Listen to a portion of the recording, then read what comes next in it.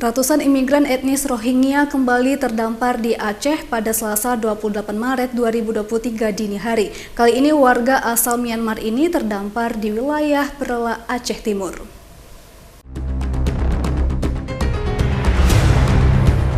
Setidaknya 184 orang warga Rohingya tiba-tiba masuk ke wilayah perairan Perela, tepatnya di Desa Matang Pelawi, Aceh Timur.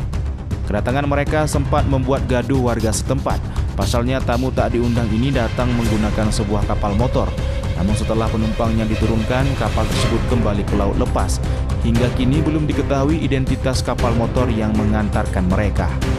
Di antara 184 orang, 70 orang wanita dan 20 orang anak kecil.